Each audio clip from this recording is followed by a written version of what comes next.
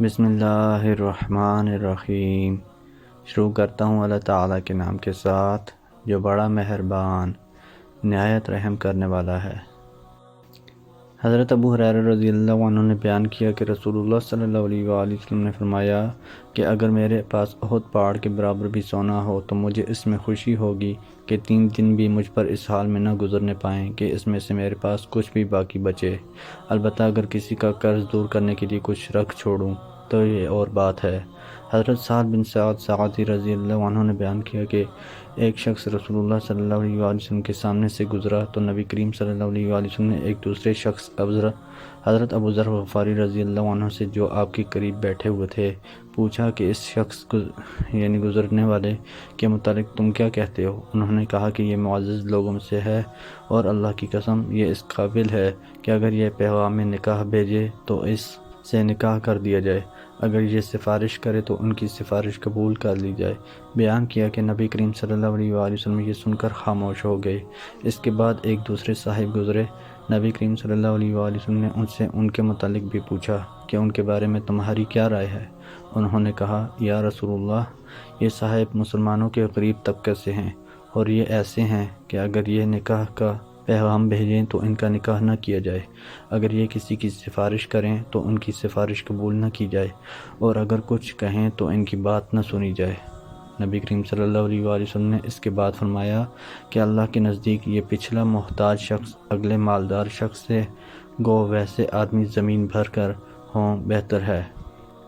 حضرت انس رضی اللہ عنہ نے بیان کیا کہ نبی کریم صلی اللہ علیہ وآلہ وسلم نے کبھی میز پر کھانا نہیں کھایا یہاں تک کہ آپ صلی اللہ علیہ وآلہ وسلم کی وفات ہو گئی، اور نہ وفات تک آپ صلی اللہ علیہ وآلہ وسلم نے کبھی باریک چپاتی تناول فرمائی۔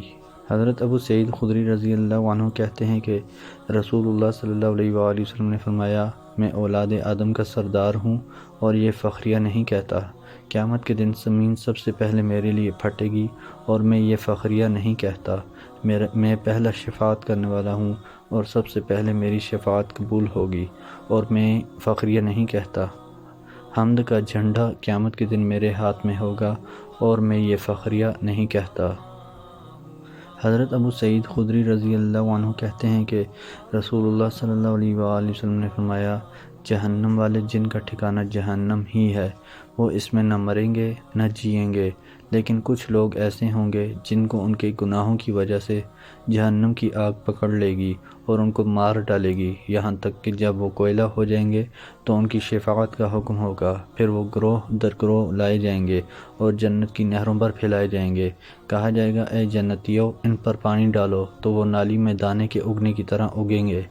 راوی کہتے ہیں کہ یہ سن کر ایک آدمی نے کہا گویا رسول اللہ صلی اللہ علیہ وآلہ وسلم بادیہ یعنی دیہات میں بھی رہ چکے ہیں۔ حضرت ابو موسیٰ اشعری رضی اللہ عنہ کہتے ہیں کہ رسول اللہ صلی اللہ علیہ وآلہ وسلم نے فرمایا مجھے اختیار دیا گیا کہ شفاعت اور آدھی امت کے جنت میں داخل ہونے میں سے ایک چیز چن لوں، تو میں نے شفاعت کو اختیار کیا کیونکہ وہ عام ہوگی اور کافی ہوگی۔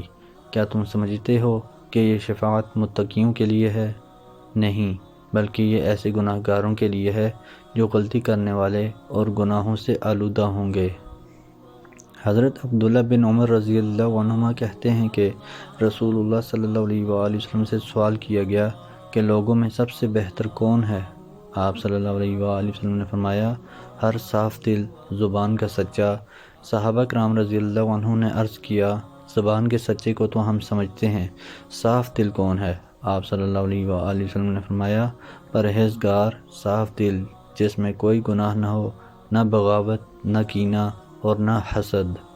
محترم دوستو، اللہ تعالیٰ سے دعا ہے اللہ تعالیٰ ہمیں ان حدیث پر عمل کرنے کی توفیق عطا فرمائیں، اللہ تعالیٰ ہمیں دونوں جہانوں میں کامیابیاں عطا فرمائیں، آمین۔ جزاکم اللہ خیرا کثیرا، والسلام علیکم ورحمۃ اللہ وبرکاتہ۔